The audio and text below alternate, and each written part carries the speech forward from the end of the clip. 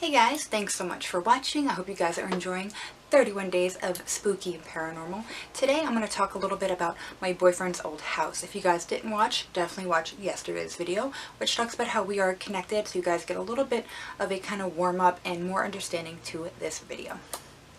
Alright, so without further ado, I'm just going to get into some quick stories here.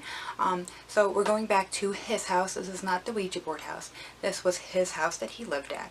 So if you guys didn't watch, because I know a few of you won't, we were connected. It ended up being ironic where that was the place where one of my family members owned, and we ended up making in contact with the Ouija board, and pretty much we believe that he follows us around, but it makes me believe that we are connected. So I think he only lived there a few years prior to when we started dating, so premise to that. And it always was kind of creepy and all that, he said, but even he swears that when I would come around it would be more intensified and more weird stuff would happen. So going into it, a lot of the times there was like this kind of weird narrow hallway, so you'd come up the stairs and there was a bathroom upstairs as well as downstairs, but if you go upstairs it was kind of a narrow hallway, and it would have like the bathroom and then, you know, his brother's room and then his mom's room, his room type deal.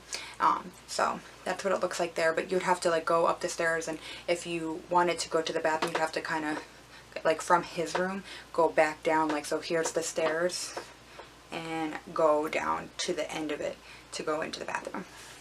This is important just so you guys understand. I'm trying my best to explain it, but it'd be so creepy because, mind you, sometimes it would just be me and him. It's just me and him there. And he had one of those doors where it was like those old heavy wooden doors that you'd have to slide shut for the bathroom, and it was really heavy and it would like squeal and stuff. And it would never fully close. Like at the top it would leave like almost like this kind of triangle open because it was like older. But either way, like, you'd be in the bathroom and it would sound like there was somebody like walking like out there. Sometimes you'd see a quick shadow. It was so weird. Even if the lights were not on in the hallway or off, you could still see that shadow, and it used to creep me out so bad. I'm going to tell you one story.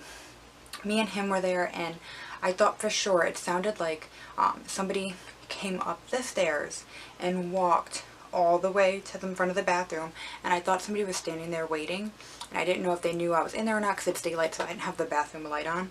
So just so you guys can understand. And I was like, oh, like, I'll be right out, like, you know, I'm in here. And there was like nothing. Absolutely nothing. I went to open it and it was still just, he was in the same spot in his room and he didn't move. So it was so creepy. I thought maybe it was his brother or his mom, and it wasn't. Like, it was nobody. It was so weird. Another story is one time me and him are sitting there at the edge of the bed. We had the door open, and there was one of those like good old-fashioned, like, kind of heavier 90s kind of status, like old HP scanners, like the big thick gray ones. If you guys don't know what I'm talking about, you can definitely Google them so you understand.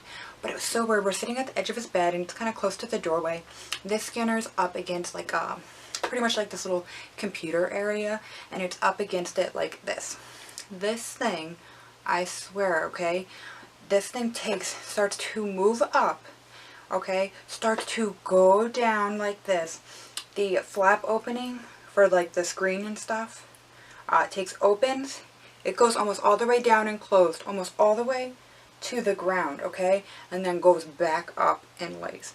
I swear it was the craziest thing I've ever seen. I know it sounds nuts, but yo guys, it was nuts. It still freaks me out to this day. It gives me goosebumps every time I think about it, because that was insane. And we're just sitting there like, do you see that? Like, and that thing is heavy. At least if it was gonna randomly do that, it should have just fell. Like, there was no way for it to like do that all slow, kind of open, close, and then go back. There's no, it's gravitationally impossible for that to happen. It just is physically impossible for that to happen. So that was insane. Here's another one is that the lights and all that, we'd be sitting and the lights would be, they'd flicker on and off all the time, go on and off all the time in the bedroom, in the hallway. That would be really creepy. Another thing is if you were on his mother's side of the room, it was kind of like set up where it's like separated two rooms. I don't know, it's hard to explain. But if you were on his mom's side, his mom always used to think there was music and stuff playing, and we always used to be like, no, like there's no music. We just kind of thought she was like being weird. We all did. We all thought she was being weird. Well, one of the nights we like spent the night on like her side, and she had the huge bed. And while we were laying there, guys, it was like this really weird, muffled, like old school like record music. Like I don't know how to describe it. It wasn't loud because you couldn't hear it unless you were laying there. When you were laying there, it sounded like it was really loud but yet muffled. Like you could make it out but not fully make it out. You would almost think there was like one of those old-fashioned wind-up jewelry boxes trapped in a wall. Does that make sense? Like some sort of old school like Beethoven, something like that. But almost like that, but like muffled in the wall. But like if you got up from the bed, you couldn't hear it. And then we understood, like, oh my god, she's right, there is like some weird music. It was so creepy. I did not get like no sleep. I was like, oh my god, I'm really freaked out. That like still freaks me out to this day because that music was so creepy. It was like that old-fashioned like creepy like haunted house music, and it was like trapped in the wall behind the bed. So that was really weird. Another story that happened, I wasn't there for this, but both him and his brother told me, and I thought this was pretty intense, so I'm going to share. So they're downstairs hanging out in the front room, and they're sitting there, and they're watching TV and stuff, and they're just kind of chilling, when all of a sudden this really high-pitched ringing starts, and it's starting to continually get louder. So they're both getting up, they're looking around, and if you go to the one door, they have all their hot water tanks, this, that, and the other, kind of all in there, so you can kind of see they're thinking one of those things are making some weird high-pitched noise. They're going in front of the television, seeing is that making that high-pitched ringing noise, and then it starts to get so loud that at one point they are both yelling and trying to look around and figure out where this noise is coming from, because it's just that high-pitched like bee noise, to the point where like they were yelling to be able to talk to each other, trying to scramble to find it.